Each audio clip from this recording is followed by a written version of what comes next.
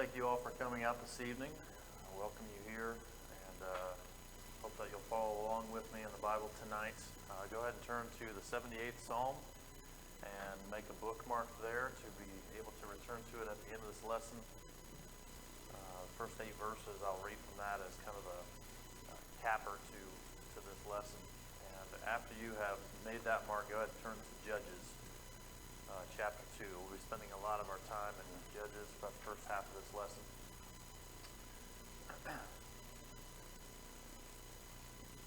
3-day weekends, 3-day holiday weekends are typically a good time for get-togethers with family, barbecues, camping out, that kind of thing.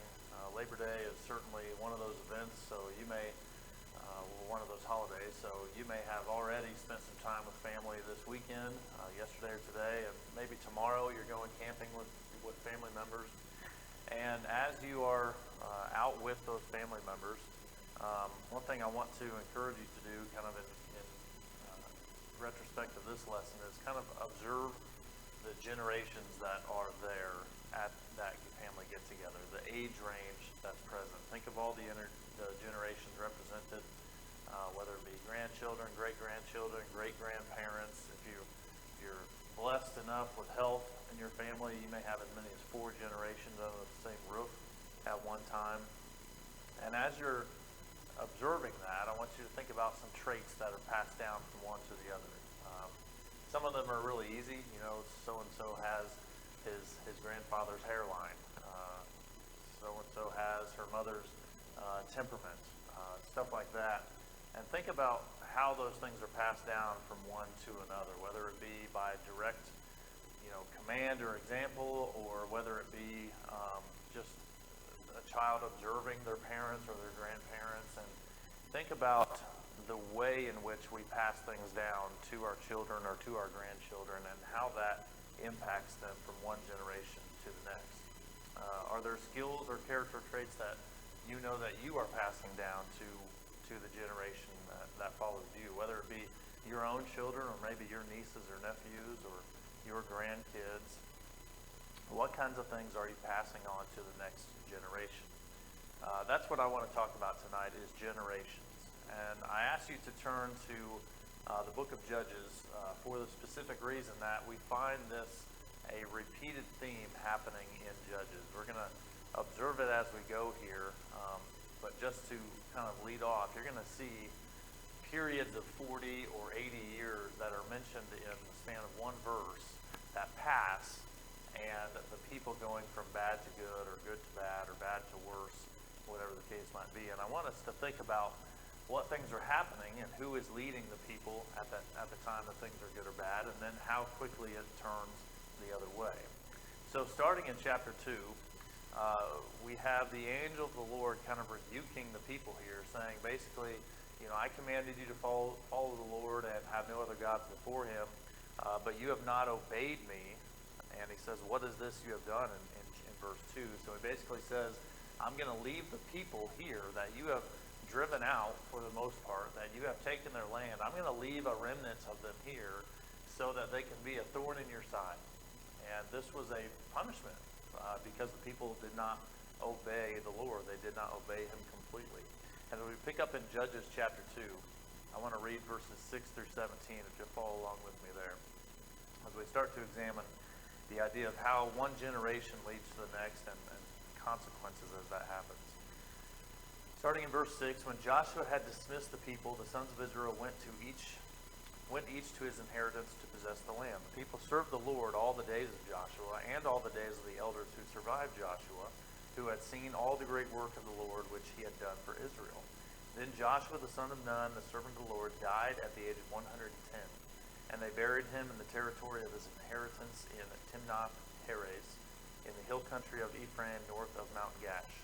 All that generation also were gathered to their fathers, and there arose another generation after them who did not know the Lord, nor yet the work which he had done for Israel. Then the sons of Israel did evil in the sight of the Lord and served the Baals. And they forsook the Lord, the God of their fathers, who had brought them out of the land of Egypt, and followed other gods from among the gods of the people who were around them. And they bowed themselves down to them. Thus they provoked the anger of the Lord. So they forsook the Lord and served Baal and the Ashtaroth. The anger of the Lord burned against Israel, and he gave them into the hands of the plunderers who plundered them, and he sold them into the hands of their enemies around them, so that they could no longer stand before their enemies. Wherever they went, the hand of the Lord was against them for evil. And the Lord, as the Lord had spoken, as the Lord had sworn to them, so that they were severely distressed. Then the Lord raised up judges who delivered them from the hands of those who plundered them. Yet they did not listen to their judges, for they played the harlot after other gods and bowed down themselves before them. They turned aside quickly from the way in which their fathers had walked. In obeying the commandments of the Lord, they did not do as their fathers. So we'll stop right there. So we have here a summary of what happened after Joshua died, right? And then a little bit of a snapshot of what happened to the people generally here, okay? He raised up judges for them, but they continually did not obey those judges, and they continually turned after other gods. And so as we're looking through this, in light of the idea of examining generations, I want to point out a few verses in this first reading. The first is verse 7. It says, the people worshiped the Lord throughout Joshua's lifetime and during the lifetime of the elders who outlived Joshua. All right, so we have here two generations, basically, of people who followed the Lord, who obeyed his commands to whatever nth degree, however severely. But it can be said that they obeyed the Lord. They followed the Lord during this lifetime of Joshua and of the elders who outlived Joshua. So there was a span of period here where the people had the leadership example. They had it fresh in their mind what God did for them. And they remembered those things and they followed after the Lord. But then verse 10, after them another generation rose up who did not know the Lord or the works he had done for them. Now this is very curious because we're basically talking about the grandchildren of Joshua's generation. Okay, the children of the elders who outlived Joshua. Okay, so this is not some 200-year stretch of time where there was just this slow progression into apostasy or idolatry. Right, this was a pretty quick switch, a pretty quick change that happened in the people here. Verse 17, they quickly turned from the way of their fathers who had walked in obedience to the Lord's commands. They did not do as their fathers did. So however good the examples were they had in their fathers and in their grandfathers and in the elders who outlived Joshua and in Joshua's generation, they rebelled against that. They did not follow them. Okay, so that we're talking about probably a 60-year, maybe 80-year span here of people. All right, then we come to our first judge here, okay, Othniel. So turn over to chapter 3. We're going to read a little bit about the occasion here. The Israelites are taking Canaanite daughters as wives, and they're giving their own daughters to Canaanites. They're serving the other gods. So as was described in chapter 2, God sent a judge to the people here to bring them out of this pattern, and that was Othniel. In chapter 3, verses 9 through 12, the Israelites cried out to the Lord.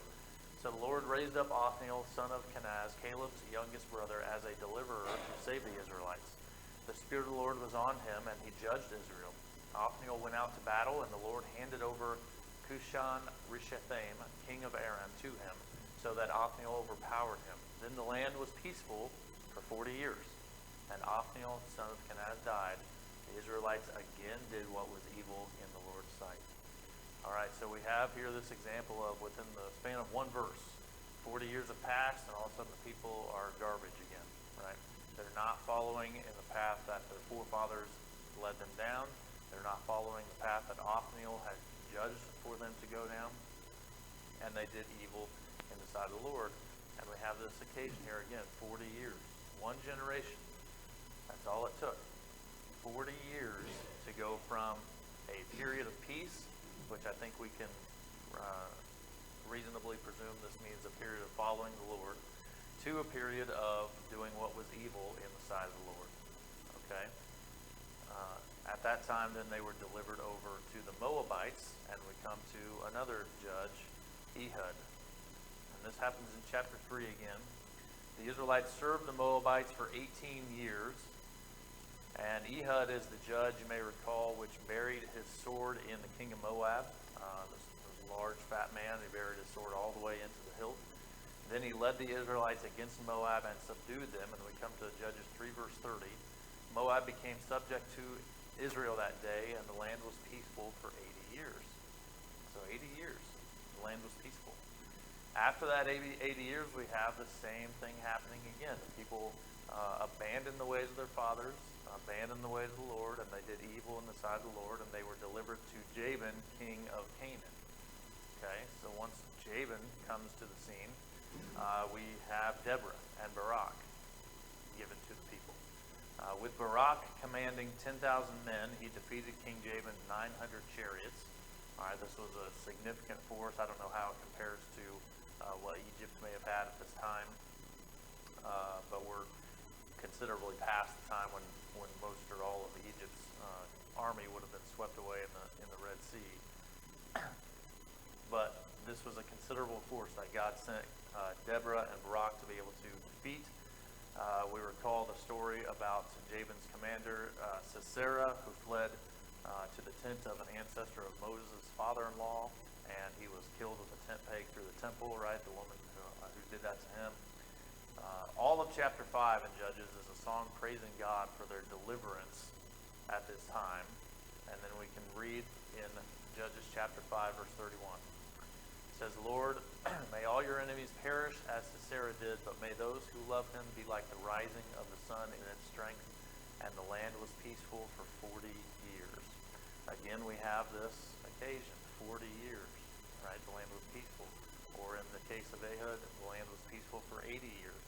We have this occurring number here, 40, 80, and we're going to come in a little bit to just a very general phrase of a ripe old age. These numbers that are referring to full generations of people, okay? After this, they did evil in the sight of the Lord again, and they were delivered to Midian. And at that time, we have another judge named Gideon that was given to the people. Gideon delivered the Israelites against the Midianites with an army of 300. He tore down the altars to Baal, Asherah.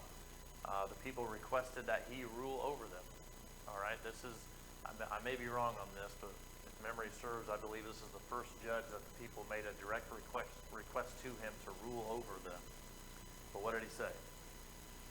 Judges 8:22, then the Israelites said to Gideon, rule over us as well as your sons and your grandsons, for you delivered us from the power of Midian. But Gideon said to them, I will not rule over you, and my son will not rule over you. The Lord will rule over you. Now imagine that for a moment. To be a judge at this time, to be appointed by God to be a judge of the people, and the people that God appointed you over have asked you to judge, to rule over them as a king. Not just as a judge, but as a king. And Gideon has the character, Gideon has the loyalty to God to turn that request down. And look at what they specifically said. Rule over us as well as your sons and your grandsons. That's gonna come into play here in a moment. But he refuses that request. He doesn't want to rule over them. He wants the Lord to be their ruler over them. And this kind of falls on deaf ears a little bit. In about 10 or 12 verses later, then Gideon the son of Joash died at a ripe old age, and was buried in the tomb of his father Joash in Ophrah of the Abiezrites. When Gideon died, the Israelites turned and prostituted themselves with the Baals and made Baal Berith their god. So no sooner was Gideon in the grave than the people turned away from the ways of the man they had just asked to rule over them. All right? So these are a frustrating people. These are people who, from one generation to the next, can't keep things straight. They can't remember what God has done for them from one generation to the next. Something is happening here that they keep seesawing back and forth. Perhaps the saddest detail about Israel's fall at this time was that it was at the hands of Gideon's son, Abimelech. Okay? In Judges 9, we'll follow along with me in verses 1 through 6. We will read a little bit here. Abimelech, the son of Jerubbaal, and by the way, Jerubbaal was Gideon. He was renamed Jerubbaal after tearing down all of the idols of Baal and Asherah, so much so that they gave him another name. Okay, so it was a significant thing that he did. Abimelech, the son of Jerubbaal, went to Shechem to his mother's relatives and spoke to them and to their whole clan of the household of his mother's father, saying, "Speak now in the hearing of all the leaders of Shechem. Which is better for you, that 70 men, all the sons of Jerubbaal, rule over you, or that one man rule over you? Also, remember that I am your bone and your flesh." And his mother's relatives spoke all these words on his behalf in the hearing of all the leaders of Shechem, and they were inclined to follow Abimelech, for they said, "He is our relative." They gave him 70 pieces of silver from the house of Baal-berith, with which Abimelech hired worthless and reckless fellows, and they followed him. Then he went to his father's house at Ophrah and killed his brothers, the sons of Jerubbaal, 70 men, on one stone. But Jotham, the youngest son of Jerubbaal, was left, for he hid himself. All the men of Shechem and all Beth Millo assembled together, and they went and made Abimelech king by the oak of the pillar which was in Shechem. So contrast this real quick, what Abimelech just did versus what his father Gideon did. His father was asked to be ruler over these people, and he denied it. He would not be ruler over them. In fact, he said, "The Lord will be your ruler." Contrast that with Abimelech, who specifically requested to be the ruler, manipulated his family members into paying him to be the ruler, and killed the rest of his brothers so that no other challenger would be alive.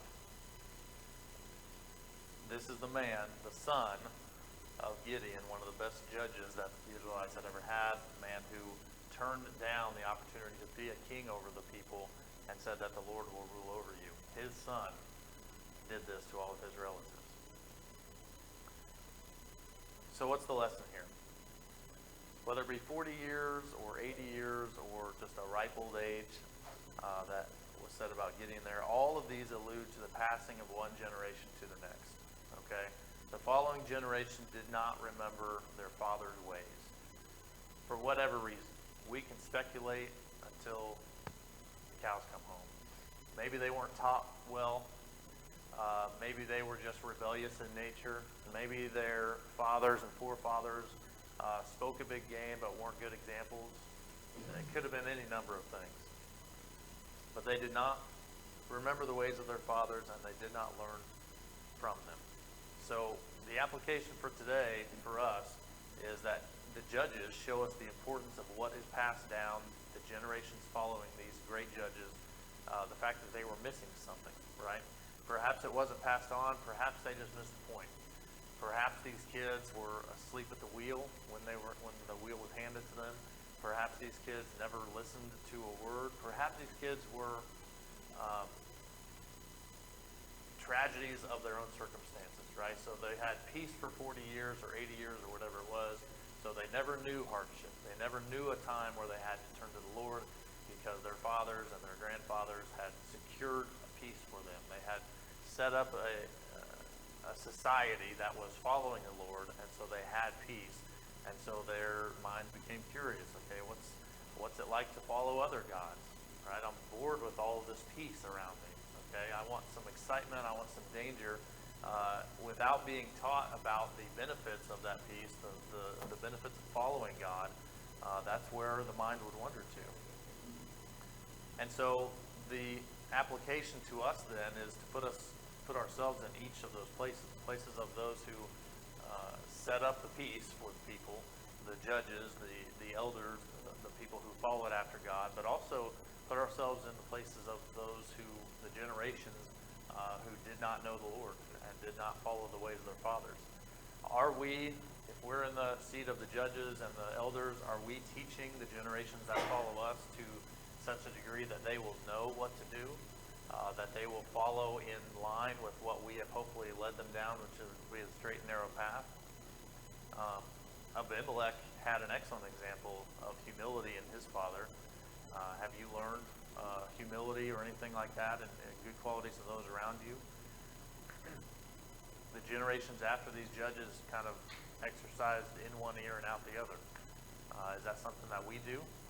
As we're learning from our grandparents or the elders around us here at church that teach or that preach, is it in one ear, out the other for us, or are we kind of taking these things to heart? What are you ensuring that your own kids receive? Okay, so take it out from just the church here now and take it to your local family. What is it that you're spending time making sure that your kids learn? Is it good manners? Right? Is it, don't talk with your mouth open, elbows off the table, always say please and thank you kind of stuff? That's good. Is it learn how to do well in school?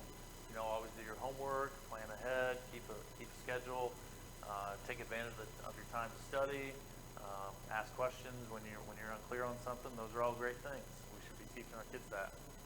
Is it sports? Are you spending a lot of time teaching your kids how to throw the ball or catch the ball, and how to be a good teammate, and how to be a leader on and off the field, that kind of thing? That's good. All these things are things that we should be teaching our kids. How much time is spent on teaching them about God? How much time is spent on being able to answer questions that they may have, or show them examples of taking time to pray? How much time is spent on teaching them how to pray? Not letting them just go through the motions, but forcing them to really think about what they're praying about. And could it be more? By comparison, are we spending more time each day or each week teaching our kids how to throw a ball or how to throw up a prayer? All right, if you'll excuse the cheesy comparison there. But by comparison, are we setting up the next generation to be a generation that continues the peace, right, that we talk about here in Judges, the reference to following after the Lord? Are we setting up the generation that follows us to be one that follows after the Lord, or are we setting them up to be one that rebels? Are we setting them up to be one that is more curious about the ways of the world than the ways of the Lord? And those are all things that when we read through Judges and we see the repeated cycle of one or two generations pleasing the Lord and then one or two generations not pleasing the Lord, and that these people just can't seem to find a path to go down, what's the lesson for us? Well, it's teaching the next generation, raising them up in righteousness, right? So what are our duties in passing things down? Well, we can go to Deuteronomy. Turn there with me real quick. I think you probably all know right where I'm going to, Deuteronomy chapter 6. Read with me verses 4 through 9. It says, "Hear, O Israel, the Lord is our God, the Lord is one. You shall love the Lord your God with all your heart, with all your soul, and with all your might. These words which I am commanding you today shall be on your heart. You shall teach them diligently to your sons, and shall talk of them when you sit in your house, and when you walk by the way, and when you lie down, and when you rise up. You shall bind them as a sign on your hand, and they shall be as frontals on your forehead. You shall write them on the doorposts of your house and on your gates." So this is a very commonly used verses in the Bible. We're all familiar with. It doesn't matter what you're doing with your family, whether you're sitting down or whether you're walking around, whether you're lying down, in the evening, going to bed, whether you're rising up in the morning and having breakfast or something with them. Any time is a good time to talk about God. Any time is a good time to ask questions about God. Any time is a good time for prayer, and to just make sure that that your kids know that God is at the forefront of your mind, or is at the forefront of everything that we're doing. That's the point of what God is saying here. He says in verse 9, "Write them on the doorposts of your house and on your gates." And in verse 8, "Bind them as a sign in your hand and as frontals on your forehead." Those weren't fashion statements, right? Those weren't decorating tips. Those were intended to be reminders for you, right? You don't put a sign up in your house, a pretty picture quoting some Bible reference, just because it's pretty, or just because it's the right color, or it accents this or that wall. You put it up as a reminder for yourself, and that's kind of the point of what he's talking about here. But it is intended to spark discussion. It's not intended to just be this sort of signal that, hey, I'm a Christian, I have all this Christian stuff up in my house, look how Christian I am. It's intended to be a signal, or it's intended to spark this discussion, make people ask, make people wonder, and make you have a reminder to talk about things with your family as well. We need to be ready for questions, not just commanding and talking about the Word of God, but be ready to answer any questions about the Word of God. So there again in Deuteronomy 6, verse 20, It says, when your son asks you in time to come, saying, what do the testimonies and the statutes and the judgments mean, which the Lord our God commanded you? Then you'll say to your son, we were slaves to Pharaoh in Egypt, and the Lord brought us from Egypt with a mighty hand. Moreover, the Lord showed great and distressing signs and wonders before our eyes against Egypt, Pharaoh, and all his household. He brought us out from there, and in order to bring us in, to give us to the land which he had sworn to our fathers. So the Lord commanded us to observe all these statutes, to fear the Lord our God for our good always, and for our survival as it is today. It will be righteousness for us if we are careful to observe all this commandment before the Lord our God, just as he commanded. Are you ready to answer these kinds of questions? If someone came up to you and said, some kind of comparable question for a Christian, why is it that we drink the juice and eat the bread every week? Why do we do that? Are you going to be able to have an answer as fulfilling as this one? Basically what you read in here, verses 21 through 25, is a story. It's not just a real quick answer, check the box, moving on kind of thing. The story was told here about deliverance from Egypt, and because of that, everything God did, here is why we observe his commandments and follow what he says to do. Because he did something great and magnificent, and so we follow him. That's a story, okay? So when you are answering questions, don't think of it as a multiple choice answer on a test and just filling in the box, right? Think of it as an opportunity to expand on what God does for each and every one of us. So why do you drink the juice? Well, Jesus said to do it, so we'll do it. That's not a satisfying answer in any way. All that does is tell your child, well, that's a real simple answer, and that's it, and now we're moving on. Well, they're moving on to be curious about other things. Okay, they're not satisfied with that kind of an answer. When you have an answer for them, tell them the story about Jesus' sacrifice. Tell them why he sacrificed himself.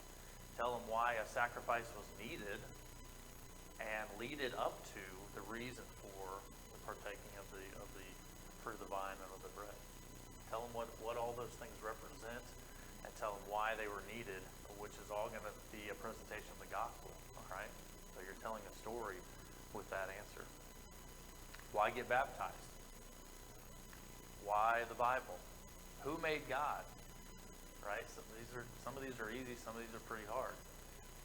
You need to be ready for those kinds of questions. Or at the very least, you need to be ready to point them somewhere where they can get answers to those kinds of questions. We don't need to have all the answers ready on our fingertips, but we need to be able to grab our kids' hands and say, here, let's go find that out. Right? Let's go find that out together. Because that's how we teach the next generation. Okay? We don't just give them an answer and leave. We go along with them and help them learn what the answer is and learn the reasons. Our work as parents and grandparents has the potential to produce great results. Right? Proverbs 22, verse 6. We all know this verse very well. The lessons delivered to children will stick with them for their entire lives. Okay? For their entire lives. We can produce great results there. In 2 Timothy 1, verse 5, Paul says to Timothy, recalling your sincere faith that first lived in your grandmother Lois, then in your mother Eunice, and that I am convinced is in you also. So Paul is talking to Timothy here, referencing his faith, but he says, okay, you got this from your grandmother and your mother, and now it's in you. So Paul equates Timothy's faith with that of his grandmother and then his mother. So basically what his grandmother and his mother did with Timothy is what Paul tells Timothy to do in 2 Timothy 3:16. All right, always studying, use the word to reprove, rebuke, exhort. They were using God's word to do that with Timothy, hence the faith that he had and the confidence that Paul was able to have in him to be an evangelist all on his own. Right? Our negligence, so just as our work as parents and grandparents has a potential to produce great results, our negligence can lead to great failure as well. All right, there's there's a line from a movie, Fight Club. Tyler Durden says, "Our fathers were our models for God. If our fathers failed, what does that tell you about God?" So it's a great line in the movie, because what's happening in the movie is these men are gathering together. They have aimless lives, and they're looking for purpose, and this man gives them a purpose, which is just punching other people in the face at the start of it. But the lesson is that if your dad would leave you, and your dad is a stand-in for God, why would God not leave you too? If your dad doesn't love you enough to stick around, what makes you think God loves you? Right? The closest example you have of a father wasn't there and didn't want to be there. And so now someone tells you the father of the universe is your father. Well, the only example you have of a father is one who left you. If we're not around, either literally or figuratively, then the generation that we raise will rebel and abandon the Lord, abandon anything that we try to teach them. All right, I asked you to turn to the 78th Psalm to start this. We're going to turn over there now. So hopefully you had your bookmark set. We're going to read the first 8 verses, and this kind of serves as the foundation for this lesson, but also as we're wrapping up, it kind of hits it home a little bit. First 8 verses here in Psalm 78. "Listen, O my people, to my instruction. Incline your ears to the words of my mouth. I will open my mouth in a parable. I will utter dark sayings of old, which we have heard and known, and our fathers have told us. We will not conceal them from their children, but tell to the generation to come the praises of the Lord, and his strength and his wondrous works that he has done.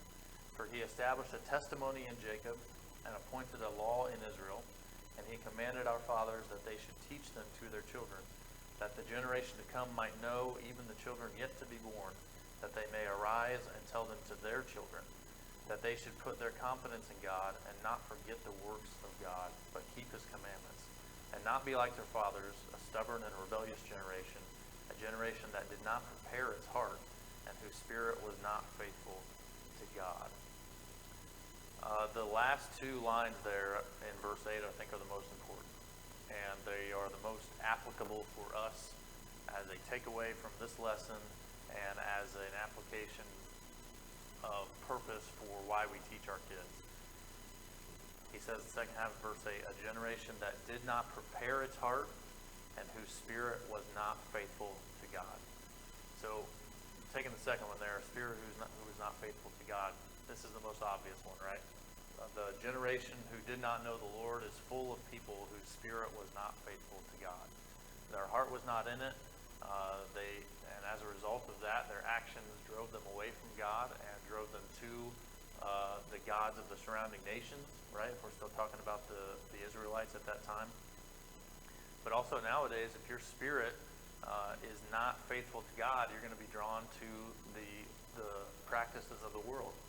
You're going to be drawn to placing other things in the spot where God should be, assigning things of high importance to you that should be second or third or 50th to God in your life, right? Whether that be following sports or becoming obsessed with your work or placing your friends above the church or placing your friends above your worship to God or whatever it may be. All of these things are things that you substitute in for that spot where God should be.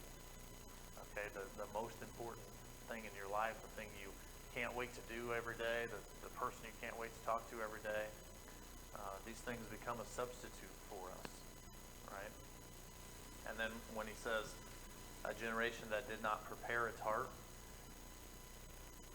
your spirit is not faithful to God because you have not prepared your heart. Okay? So what's he mean by prepared your heart? It takes preparation, or it takes intentional motion or movement and action to be faithful.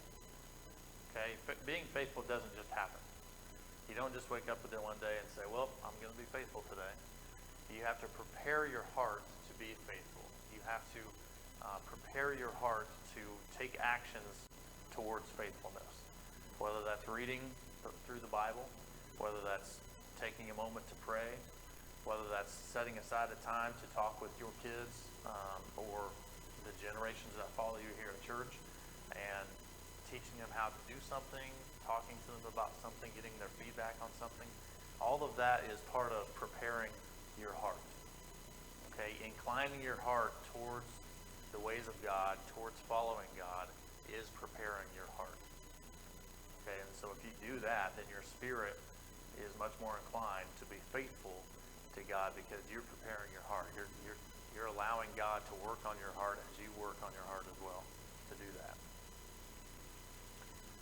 So if you're a member of the Lord's body this evening, I would bet it's because someone shared the gospel with you. Probably someone the generation behind you, right? Probably a parent or an aunt or an uncle, maybe a teacher at some point in time, maybe an elder at a church when you were younger, probably someone in a position of authority over you, probably an authority figure, shared the gospel with you, probably someone from the prior generation. Someone passed it down to you.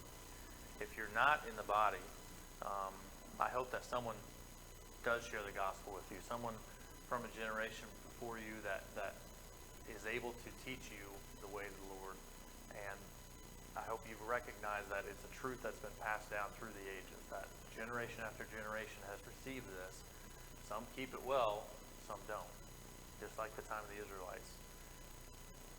Jesus died for your sins to reconcile you to God and give you eternal life in heaven.